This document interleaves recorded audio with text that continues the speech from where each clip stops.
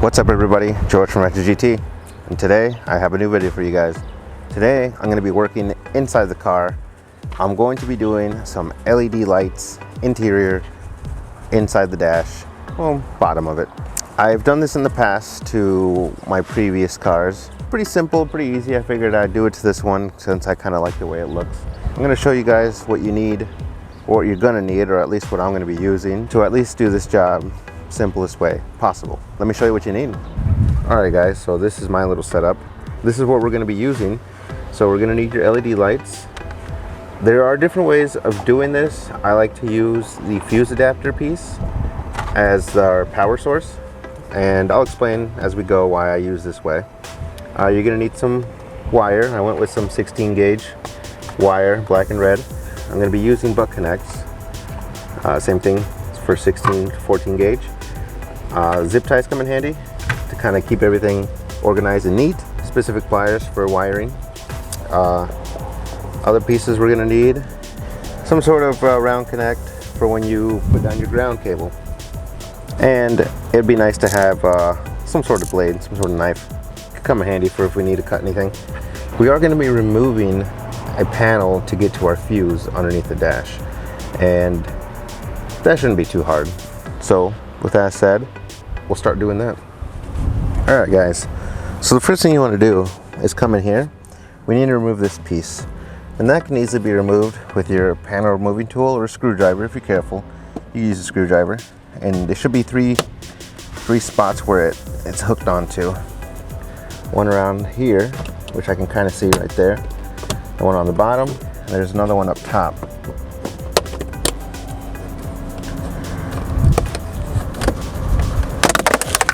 There it is.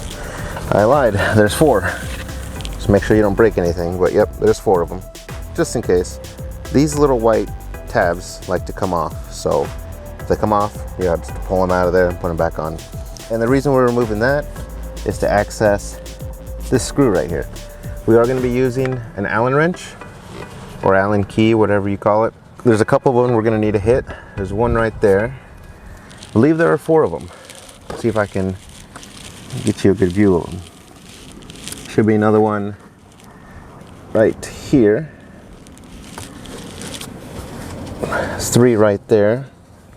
4, and I do believe that's it. In case there's any surprises, I'll let you know, but let me remove these and we'll see what's after that. Okay, after you remove those, you should be free game to start pulling down. Now you should just be able to pop them down just like that. You are going to have to remove it off of the steering wheel, that little pad, if you can see it very well. But yeah, this little pad here, you just have to pull it down. And then you'll have to pull back on this as well. Right here as well, you should be able just to pull that down. There we go. Took out this whole piece. We'll set it to the side. Set it over here for now. Now it's all naked and exposed. Alright guys, so I think what I'm going to do next, since this is still exposed, I'm going to use right here, this area, as my ground. So, looks like it takes an Allen wrench.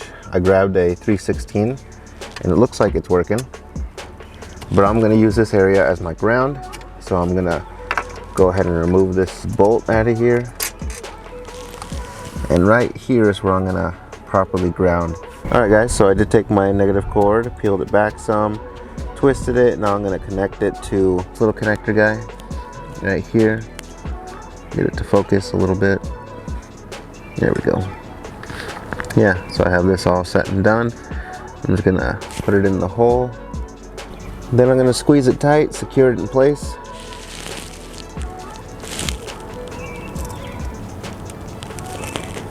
There we go. Should be good. Alright, so that's ready for whenever we need to get to that point. It's already ready. It's going to go right in there.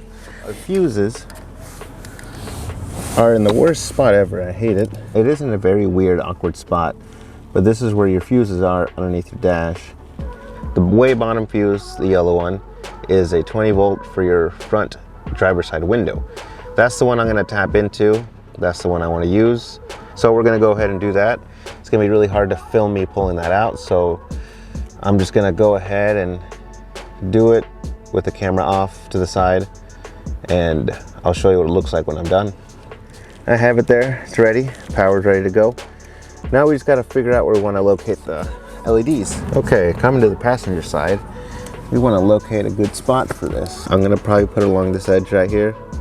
So I'm gonna probably peel this back a little bit just to get the LED in there.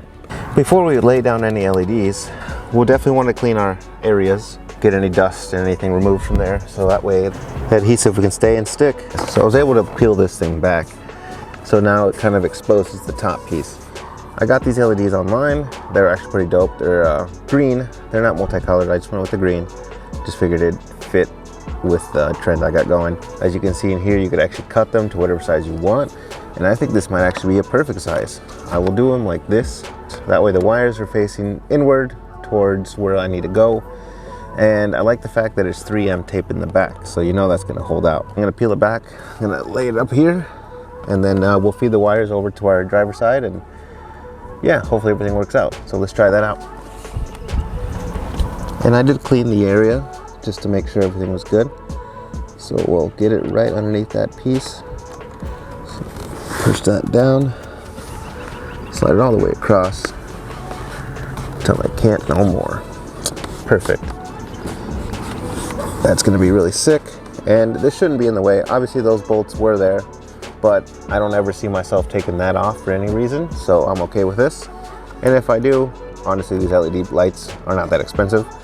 I'll link them in the description below. Most everything else you can find actually at your local hardware store. O'Reilly's is where I got all mine, since I'm really close to one. You can find them at AutoZone. To be honest, you can go to Walmart and get everything you need for probably cheaper than what I paid. Now that that's sitting in there pretty nice and good, I'm okay with that. Let's put this back on. With the extra wire we have, I'm gonna feed it over to the driver's side, and we'll fish it back on the other end. After I put the strip on, it was kind of hard to try to feed it through here to the other side. So I found a sweet way. I could just go along this edge, and it's actually just inside of there, all the way around to the other side. So like I said, I fed it around this side as well, came around the bottom, brought it up top of here. Now it's sticking out here, and it's gonna sit right next to the other one, which is gonna go right here as well. So yeah, this is actually working out great. Let me grab the other LED, slap it on, and then we'll have them both on. So on this side, to make things work out for me, I think what I'm gonna do is lay this across here. That way the cord is right next to the other one, so I can connect these two, and then we can connect them here. So I think this might work out a little better. I could cut this because it's a little big, but I think I might just leave it as is. It'd be slightly big, but I'm okay with that. I'm gonna peel this off, and I'm gonna put this one on next. Sweetness. And I did clean the area as well. So right about there. Oh, come on, don't do that. Right about there. All the way across, bam. There we go. I think that's gonna look dope. It's gonna look sick. It's gonna look nice. Easy to connect these two together. And from there, we'll be able to connect the power, and the ground will be sitting right up here. So everything's gonna be working out pretty well here on the driver's side. All right, just connected the ground cable. That would be right here. All that's left is to cut, put together, and grab those butt connects. Get these two together so they're making one solid unit. And then we'll be done. All right guys, after doing a couple tests, I found out that the fuse that I had it wired to was having constant voltage. Now, I don't currently have a voltmeter, so I was trying to go with the flow, but after doing a little research and figuring it out, I moved the fuse to a 7.5. That is for the heated seat, I believe. And I tested it, and it looks like it works. So with the car on, it will light up. With the car off, it will shut off. So that's exactly what I want. Now that I have it set, I can finally finish proceeding with this. I think what I'm gonna do, I'm going to butt connect these together, and then I'm going to end up butt connecting them to the power and ground. I won't be using any heat shrink in the area where we're going to be working. There really shouldn't be any water going. So I'm just gonna go with it this route, and hopefully everything works out in the future. I'm gonna take these two and I'm gonna wire them together, and then from there we'll connect them to the power source and the negative. All right, so I peeled off what I needed. Now I'm gonna connect these two. On this specific LED, whoops, it's starting to come off. I gotta watch that. I don't want to tug on this too much, because if I put too much pressure on there, it's just gonna rip off eventually. With this specific LED, one with a stripe through it, and it might be really hard to see, but trust me, there's this one has a stripe through it. That would be the power. And I'm gonna connect the power with the power on the LED lights together. And then we're gonna butt connect them together.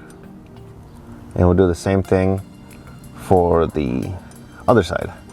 Okay guys, so this is what I ended up doing. Butt connected these two together, which would be the negative. Over here would be the positive. They're not going anywhere. Next is just cutting the proper size, and then we're gonna get our zip tie everything tightly, neatly, make sure everything looks done right. And then once that's done, we should be able to put all the pieces together. So let's cut these and finish it all up. Take my negative and put it inside of the butt connect. We'll squeeze it together. That should be good, that shouldn't go anywhere. Make sure we get this nice and tight so it doesn't open up on us when we're trying to insert it. And then same thing, insert it into the positive. And then we'll tighten her down. Squeeze, squeeze, squeeze. To secure it from actually getting pulled out of anything, I will also be zip tying it. Okay guys, so this is what I ended up doing. I threw an extra zip tie up here to kind of keep this together, and then came across up here. That way it's not tugging on this part of the LED anymore. So now it should be sitting pretty flat. Let's go ahead and put everything away. And then tonight we'll take it on a drive, see how it looks at night, because that's what really matters. All right guys, I am sitting in the Rennie. Here goes nothing. Oh wow. Oh wow. Oh yeah, that is bright. Whoo. Ooh, those are some bright lights. It looks brighter on camera than it is in person, but it's still pretty dang bright. I may try to find a way how to dim them a little bit, or I could just rewire them to a switch if I want. I just like wiring them this way. That way when the car turns off, they're gone. When you turn it on, voila. Alright guys, I'm going to end the video here. Everybody, thank you for watching. Hope you like this video. Hopefully you get inspired and want to do the same thing. This is George from Renegade GT, signing out.